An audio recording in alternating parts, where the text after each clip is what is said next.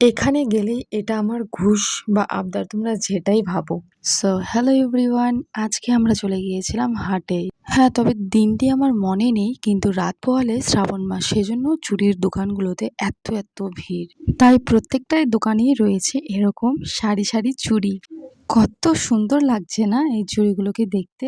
কিছু চুড়ির কালার রয়েছে ডিপ, কিছু আবার মোটা, কিছু আবার হালকা, কিছু আবার ডিজাইন করা। তাই সেরকমই ভিন্ন সাইজের ভিন্ন প্রাইস রয়েছে। প্রায় 6 জনের পিছনে দাঁড়িয়ে ফাইনালি আমাদের চুড়ি এখন প্যাক হচ্ছে। আর এত এক্সাইটমেন্টে এইদিকে বৃষ্টিও শুরু হয়ে গেছে, এখনো তো বাজারই শেষ হলো না আমাদের। আর বৃষ্টি পড়লে বাজারে এরকম দশা। আর প্রত্যেক ব্যবসায়ীদের মাথায় হাত। আর আমাদেরও কিছু বাজার করার ছিল।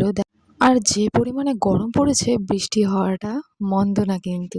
বাই দ্য ওয়ে, তোমরা কি এই হাটটার নাম জানো? দেন আমরা নিয়ে নিই কিছু পকোড়া বা বড়া, আমি তো বড়াই বলি। আর যেহেতু অনেকটা রাত হয়ে গিয়েছিল, তাই আমরা বাজার সেরে বাড়ির দিকে রওনা দিলাম। বাই দ্য ওয়ে, আজকের জন্য এতটুকু। দেখো কত সুন্দর সাজিয়েছে ভোলেনাথকে। টাটা।